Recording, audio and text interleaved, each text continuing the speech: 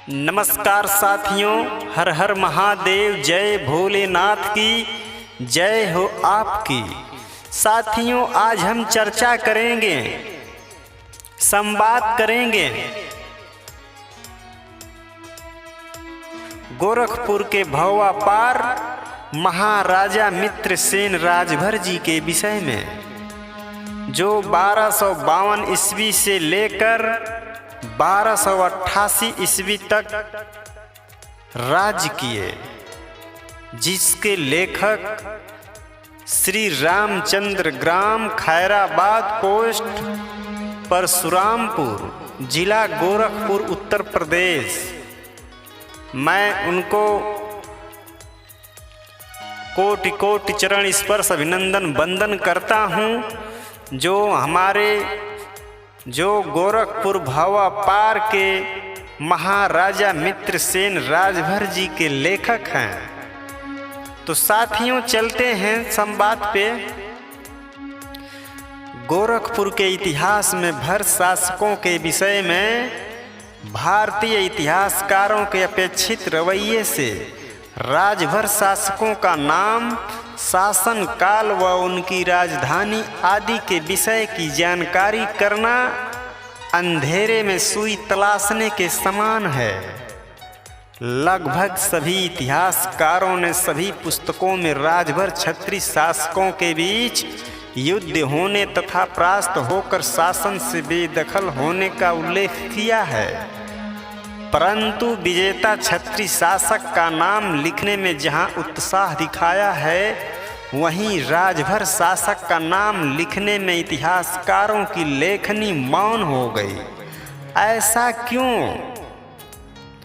निश्चित रूप से दावे के साथ कहा जा सकता है कि अपने इतिहास की दुकान चलाने वाले इतिहासकारों ने इतिहास लेखन में एक तरफ अपेक्षित रवैये अपनाकर एक वर्ग की गौरवशाली इतिहास को विस्मृत करने का प्रयत्न किया है, तो दूसरी तरफ कपोल कल्पित कहानियों को गढ़कर महिमा मंडित करने का भी कार्य किया है।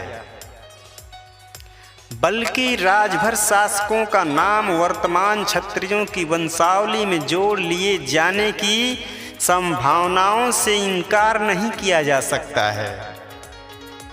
शासकों का नाम वर्तमान क्षत्रियों की वंशावली में जोड़ लिए जाने की संभावनाओं से इनकार नहीं किया जा सकता है। अंग्रेज इतिहासकारों तथा कुछ भारतीय इतिहासकारों के अभिलेखों के अवलोकन तथा जनश्रुतियों के आधार पर गोरखपुर जनपद में रामगढ़, कोलियाँ, भौवा पार, शिवपुर, गगहा, सोहगौरा, सरुआर, धुरियापार में राजभर शासकों का शासन होना पाया गया है और शोध जारी है। शोध कार्य करके राजभर शासकों के विस्मृत इतिहास को स्मृति में लाने का प्रयास जारी है। यहाँ मात्र राजभर शासक मित्रसेन भर भौवा पार के विषय में अब तक प्राप्त विवरण का उल्लेख किया जा रहा है। गोरखपुर जनपद के अंतर्गत भौवा पार गांव धार्मिक एवं ऐतिहासिक दृष्टि से बहुत ही महत्वपूर्ण स्थान है। यहाँ स्थान गोरखपुर से दक्षिण गोरखपुर से वाराणसी राष्ट्रीय मार्ग पर लगभग 15 किलोमीटर पर स्थित है। भौवा पार में राजभर शासक मित्रसेन राजभर का शासन था। इस क्षेत्र पत्र पर मुस्लिम शासकों का आक्रमण कभी कभी हुआ करता था, जिन्हें राजभर सैनिक अपनी सैन्य कुशलता से रणभूमि छोड़कर भागने के लिए मजबूर कर देते थे। भर जाति इतनी बलशाली थी कि किसी को सामने से लड़ाई लेने की हिम्मत नहीं होती थी। राजा मित्रसेन भर के राज्य पर श्री नेत की हमेशा गिद्ध दृष्टि लगी रहती थी। समय समय पर राजा मित्रसेन भर राजशाही के राज्य पर आक्रमण किया करते थे, परंतु सफलता नहीं मिलती थी। राजा मित्रसेन भर का भवापार में एक सुदृढ़ दुर्ग था। राजा मित्रसेन ने भवापार में एक विशाल शिव मंदिर का निर्माण कराया था। राजा मित्रसेन भर शिव जी के परम भक्त थे। इस शिव मंदिर में पूजन अर्चन करने के बाद ही अन्न जल ग्रहण करते थे। शिव के शिवलिंग को कंधे पर वाहन करने के कारण ही नहीं, बल्कि छोटे छोटे शिवलिंग को गले में माला की तरह पहनने के कारण भार शिव कहलाते थे।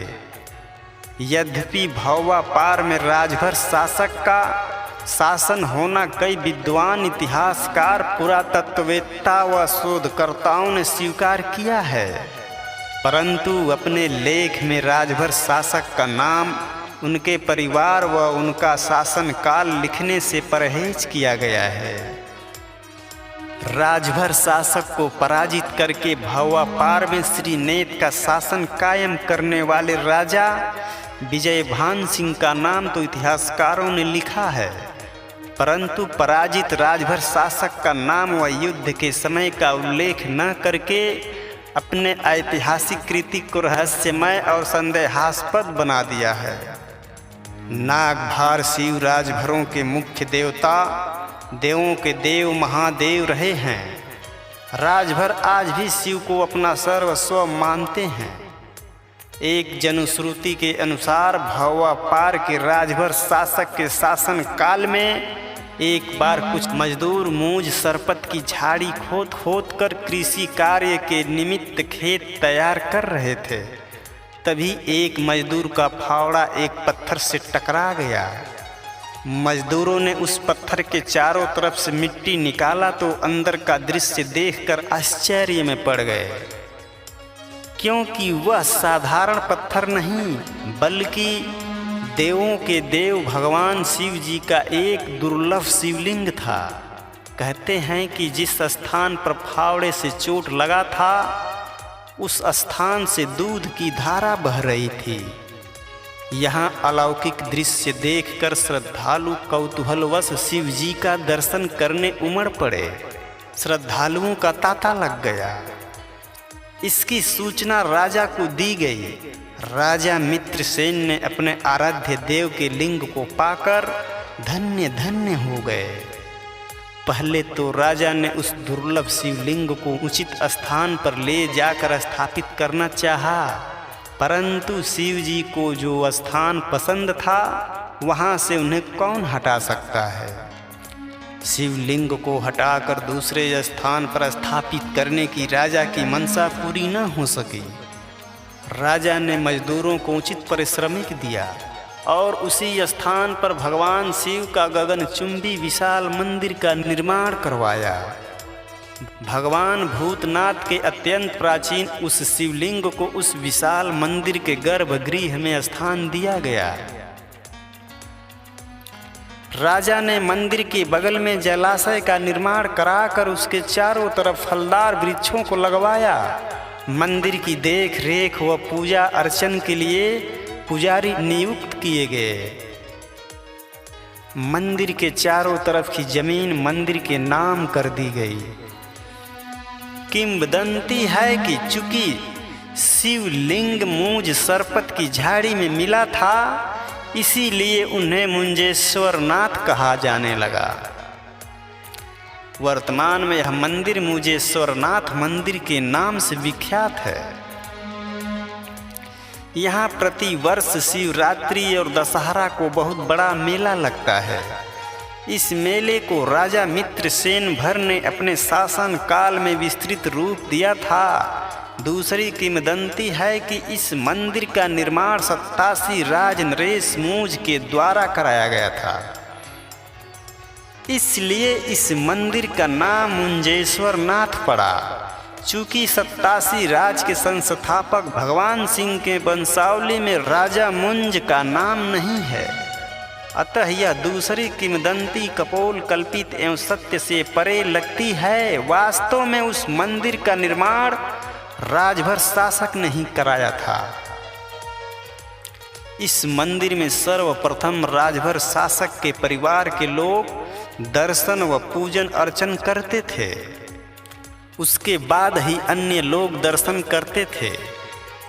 इसी मंदिर में शिव जी की दर्शन को लेकर उनवल नरेश, विजय भान सिंह और राजभर शासक मित्रसेन भर के मध्य युद्ध हुआ। युद्ध में राजभर शासक मित्रसेन को पराजित करके विजय भान सिंह ने भावा पार में श्री नेतों का शासन कायम कराया। उक्त घटना को इतिहासकार डॉक्टर दानपाल सिंह ने अपनी पुस्तक में राजभर शासक का नाम व युद्ध के समय का उल्लेख किए बगैर इस प्रकार से उल्लेख किया है। भावा पार राज्य पर विजय। भावा पार व उसके आसपास का इलाका राजभर राजा के अधीन था। श्री नेत भावा पार पर अधिकार करना चाहते थे, किंतु युद्ध का कोई उचित कारण नहीं मिलता था। संयोग से एक ऐसी घटना घट गई जिससे आक्रमण करने का उचित बहाना मिल गया। उनवल राजा विजय भान सिंह के द्वितीय पुत्र होरिल सिंह का जन्म अभुक्त मूल नक्षत्र में हुआ। हिंदू धर्मशास्त्र के अनुसार इस नक्षत्र में जन्मे शिशु की रुलाई सुनना पिता के लिए अनिष्टकर माना जाता है। अतः दनवल नरेश ने रानी तथा पुत्र के रहने की व्यवस्था 87 राज के करनाई में कर दिया। शिवरात्रि का पर्व था। उनवल नरेश की रानी भी शिवरात्रि का व्रत थी। वे पालकी पर सवार होकर कुछ अंगरक्षकों के साथ भगवान मुंजेश्वर नाथ के दर्शन के लिए भवा पार गईं।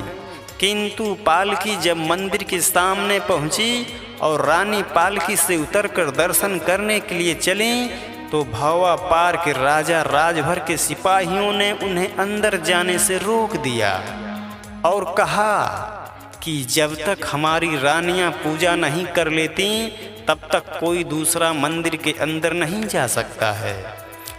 रानी ने इसे अपना घोर अपमान समझा। वे तुरंत बिना दर्शन किए कनराई वापिस लौट गई और अपने पति उनवल नरेश के पास संदेशा भेजा कि या तो आप आकर हमें मुंजेश्वर नाथ का दर्शन कराइए या तो कहिए कि मैं अपना व्रत ही भंग कर दूं। श्री नेत पहले से ही भावा पार पर कब्जा करने के ताक में थे। इस घटना ने आग में घी का काम किया। उनवल नरेश ने भावा पार पर आक्रमण कर दिया। 87 राज की सेना भी उनवल नरेश की मदद में आ गई। दोनों राज्यों की सम्मिलित सेना के सामने राजभरों की सेना ठहर न सके। राजभर बड़ी वीरता से लड़े किंतु पराजित हुए। अधिकांश भर राजशाही मारे गए। जो थोड़े से बचे वे लुक छिपकर सुदूर स्थानों पर चले गए। इस प्रकार भवा पार से भर राजशाही राज्य की समाप्ति हुई और उस पर श्री नेतों का आधिपत्य कायम हो गया। किंतु उस समय श्री नेतों ने भावा पार को अपने किसी राज्य में नहीं मिलाया तथा उसे स्वतंत्र राज्य रखा और ग्रह शांति तक के लिए होरिल को उसका राजा बनाया गया। कुछ समय बाद 87 नरेश विश्राम ने निपुत्र होने के कारण होरिल को गोद ले लिया। तब से भावा पार 87 राज्य का अंग बन गया। होरिल उर्फ मंगल का शासन काल 1296 ईस्वी से लेकर 1346 ईस्वी तक था। संदर्भ पुस्तक गोरखपुर का इतिहास 1200 ईस्वी से 1857 ईस्वी। खंड प्रथम शीर्षक भवा राज्य पर विजय पृष्ठ 32-33, जिसके लेखक हैं श्री डॉक्टर दानपाल सिंह जी। तो साथियों, इसी के साथ साथ फिर मिलेंगे अगली नेक्स्ट वीडियो में एक वीर पराक्रमी वीर योद्धा को लेकर। तब तक के लिए साथियों धन्यवाद। जय हिंद, जय भारत, जय श्री महाराजा मित्रसेन राजभर जी की, महाराजा सुहेलदेव राजभर जी की जय हो।